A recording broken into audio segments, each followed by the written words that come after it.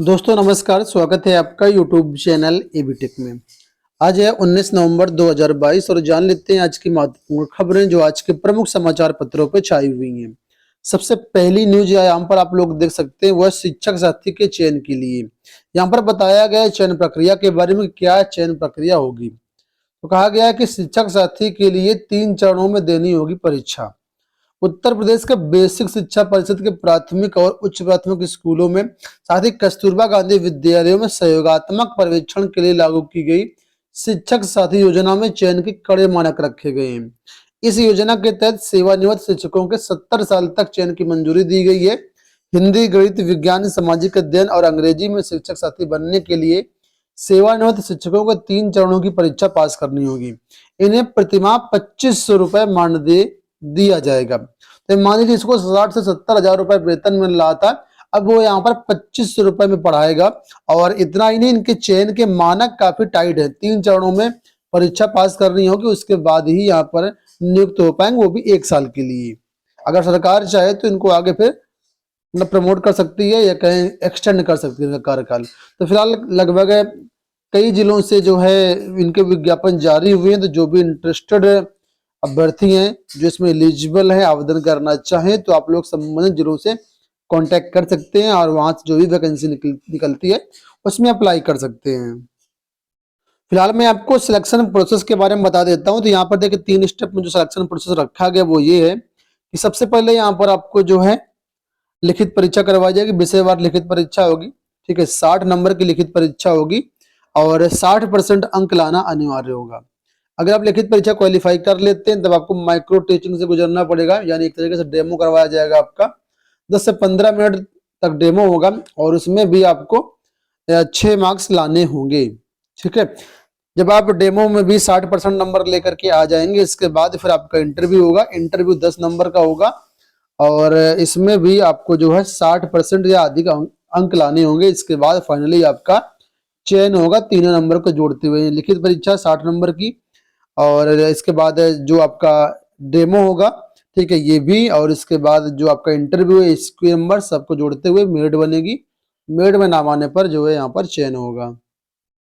बात कर लेते हैं अगली वैकेंसी के बारे में। तो शॉर्ट हैंड परीक्षा 23 व 24 नवंबर को। पुलिस उप निरीक्षक के पदों के लिए आशुलिपिक परीक्षा 23 व 24 नवंबर को लखनऊ में होगी।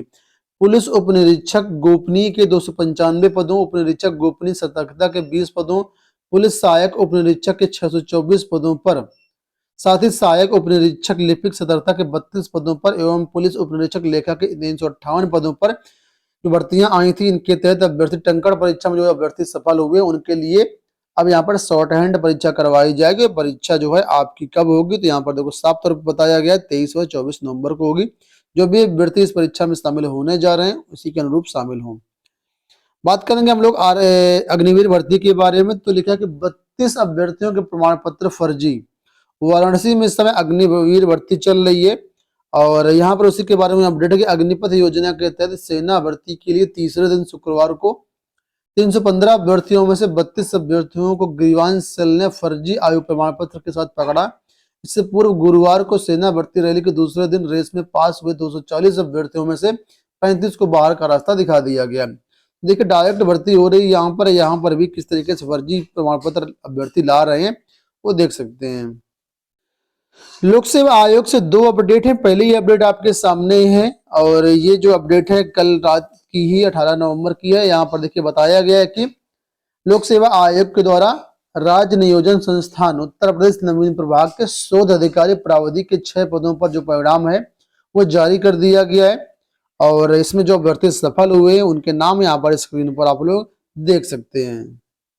साथ ही साथ प्रवक्ता अरबी के जितने भी आवेदन आए थे सभी आवेदनों को रिजेक्ट कर दिया गया। मामला क्या, तो यहाँ पर देखिए बताया गया कि लोक सेवा आयोग ने राज्य की यूनानी मेडिकल कॉलेजों में प्रवक्ता अरबी के एक अनारक्षित पद के लिए आए सभी आवेदन पत्रों को निरस्त कर दिया है।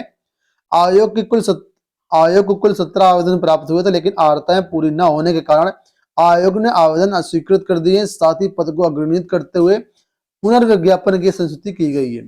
तो 17 विज्ञापन यहाँ पर आए थे, 17 आवेदन आए थे, इन सभी को रिजेक्ट कर दिया लोक सेवा आयोग में, क्योंकि जो शैक्षिक अर्हता निर्धारित थी वो पूरी नहीं हो पा रही थी।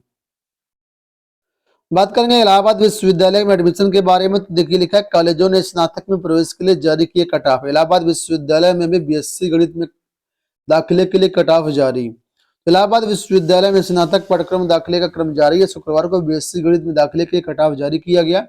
बीएससी गणित में प्रवेश के 19 नवंबर को 6:30 से 20 नवंबर को सुबह 11:30 बजे तक ऑनलाइन पंजीकरण एवं दस्तावेज अपलोड किए जाएंगे। तो वेबसाइट में जाकर के आप सारी चीजें यहाँ पर कर सकते हैं। बात करेंगे हम लोग यूपी ट्रिपल एससी की, तो यूपी ट्रिपल एससी की तरफ से कल देखिए नोटिस जारी हुई है। ये नोटिस आपकी है मानचित्रकार भर्ती को लेकर के। मानचित्रकार के 39 पदों पर भर्तियां आई हुई हैं, तो उसके संबंध में यहाँ पर बताया गया है कि जो इंटरव्यू वगैरह है उसके लिए यहाँ पर डेट वगैरह दे दी गई। तो यहाँ पर देखिए बताया गया कि तत्क्रम में साक्षात्कार के लिए आमंत्रित किए गए अभ्यर्थियों की समेकित सूची सूचना के साथ संलग्न कर प्रकाशित की जा रही है। अभ्यर्थियों को यह भी सूचित किया जाता है कि आयोग की सूचना दिनांक 14 नवंबर द्वारा प्रकाशित कट ऑफ या उससे उच्च प्रतिशत धारित करने वाला कोई भी अभ्यर्थी जो इस साक्षात्कार में सम्मिलित नहीं है, वो दिनांक 27 नवंबर की शाम 5 बजे तक अधीनस्थ सेवा चयन आयोग पंचम तक पिकअप भवन केंद्रीय प्राप्ति व प्रेषण अनुभाग में अपना प्रत्यावेदन समस्त अनिवार्य शैक्षिक अभिलेखों के साथ उपलब्ध करवा सकता है। इसका जो इंटरव्यू है बताया गया कि 2 दिसंबर की द्वितीय पाली में होना है और इसके लिए उस दिन आपको अनुमति दे दी जाएगी। तो यहाँ पर हो गई ये सूचना। बढ़ते हम लोग अगली अपडेट की तरफ। राजस्थान स्वास्थ्य विभाग से 3177 पदों पर विज्ञापन जारी हुए। नर्सिंग ऑफिसर एवं फार्मासिस्ट के पदों पर ये भर्तियां हो रही हैं। न्यूनतम आयु 18 वर्ष है, अधिकतम आयु 40 वर्ष है। जो भी अभ्यर्थी इसमें एलिजिबल हैं वो लोग आवेदन कर सकते हैं। आवेदन करने के लिए वेबसाइट दी गई है rajswasth.nic.in। 23 दिसंबर तक इसमें आप लोग आवेदन कर सकते हैं। आवेदन शुल्क 500 रुपए निर्धारित है। कैटेगरी के अनुसार छूट भी मिल सकती है। बात कर लेते हैं रोजगार के मुद्दे को लेकर के एक बड़े सवाल पर। लिखा है कि रोजगार के सवाल पर युवा संवाद कल। युवा मंच की ओर से रोजगार के सवाल पर प्रदेश व्यापी आंदोलन के लिए 20 नवंबर को युवा संसद संवाद का ऐलान किया गया है।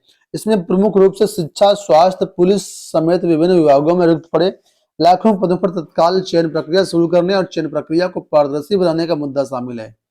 युवा मंच अध्यक्ष अनिल सिंह ने बताया कि 20 नवंबर को शाम 5 बजे सलोरी स्थित दुर्गा पूजा पार्क में युवा संवाद में रोजगार के सवाल पर प्रदेश व्यापी आंदोलन की रणनीति तैयार की जाएगी। साथ में विचार विमर्श किया जाएगा। तो जो भी अभ्यर्थी हैं लिख लें और अगर शामिल होना चाहें तो हो सकते हैं।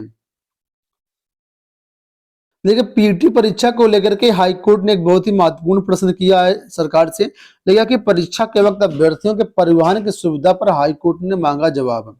याचिका में कहा गया कि यूपी ट्रिपल एससी द्वारा करवाई गई पीटी की परीक्षा में बड़ी संख्या में अभ्यर्थियों की जो परीक्षा है परिवहन की अच्छी व्यवस्था न होने के कारण छूट गई है। आप लोग जानते हैं कि यूपी ट्रिपल एससी में इस बार सेंटर दिए गए थे, बहुत दूर दूर दिए गए थे और इसमें लड़का लड़की सभी के सेंटर दूर दिए गए थे। बहुत सी ऐसी लड़कियां हैं, बहुत से ऐसे जो पीएच के साथी हैं जो दूर सेंटर होने की वजह से परीक्षा नहीं दे पाए। तो मामला वही है जो हाईकोर्ट में है। तो पूछा सरकार ने कि राज्य सरकार और परिवहन निगम द्वारा प्रतियोगी परीक्षा के समय अभ्यर्थियों के लिए परिवहन सुविधा के लिए क्या कोई पॉलिसी है जिससे उनकी परीक्षा ना छूटे। तो इस पर जो है सवाल किया गया है। अब अगली जो सुनवाई होगी वो 3 जनवरी को होने वाली है। जैसा कुछ अपडेट होगा चैनल के माध्यम से आपको जरूर अपडेट किया जाएगा। देखिए पीएनपी की तरफ से डीएलएड अभ्यर्थियों के लिए एक नोटिस कल जारी की गई। इस नोटिस में कहा गया कि ऐसे अभ्यर्थी जो 3 बार अनुत्तीर्ण हो चुकी हैं, फेल हो चुके हैं किसी भी सेमेस्टर में, तो ऐसे में हाईकोर्ट ने अंतिम आदेश देते हुए इनको शामिल करने की बात कही है। जो भी अभ्यर्थी ऐसे हैं जो 3 बार फेल हो चुके हैं तो उनके बारे में आदेश कल जारी किया गया है। आप लोगों को एक अंतिम अवसर दिया जा रहा है परीक्षा के लिए। तो इसमें आप लोगों को शामिल अगर होना है तो जो प्रक्रिया से बताई गई है उसका पालन आप लोग करिएगा और इसके अनुरूप जो है शामिल हो सकते हैं। ये जो आदेश है आपको अब तक मिल गया होगा, नहीं मिला होगा तो हमारे टेलीग्राम पर अवेलेबल है, लिंक वीडियो के डिस्क्रिप्शन बॉक्स में डाउनलोड कर सकते हैं। पुरानी पेंशन योजना को लेकर के एक बड़ी अपडेट है कि पंजाब में पुरानी पेंशन योजना को मंजूरी। पंजाब के मुख्यमंत्री भगवंत मान ने शुक्रवार को कहा कि राज्य के मंत्रिमंडल ने 2004 में बंद की गई पुरानी पेंशन योजना के दोबारा कार्यान्वयन की योजना को मंजूरी दे दी है। मान ने कहा कि कैबिनेट की बैठक में गन्ने के लिए 380 और आगे बाकी चीजें हैं। कुल मिलाकर के यहाँ पर अपडेट ये है कि पंजाब में पुरानी पेंशन योजना को मंजूरी मिल चुकी है। वहीं पर उत्तर प्रदेश की बात कर लेते हैं तो उत्तर प्रदेश में पुरानी पेंशन बहाली को लेकर के शिक्षक संघ ने हुंकार भरी है। उत्तर प्रदेश माध्यमिक शिक्षक संघ एकजुट का 2 दिवसीय शैक्षणिक अधिवेशन शुरू। उत्तर प्रदेश में पुरानी पेंशन योजना को लेकर के लगातार आंदोलन धरना प्रदर्शन होते रहते हैं। इसी कड़ी में यहाँ पर आप लोग देख सकते हैं 2 दिवसीय अधिवेशन शुरू हो चुका है। तो ये हो गई दोस्तों आज की सारी अपडेट। फिलहाल दोस्तों इस वीडियो में इतना ही। अगर इसमें से कोई भी न्यूज आपको डाउनलोड करनी है तो हमारे टेलीग्राम पर सभी न्यूज अपलोड कर दी गई, वहां से आप लोग डाउनलोड कर सकते हैं। इस वीडियो में इतना ही, धन्यवाद।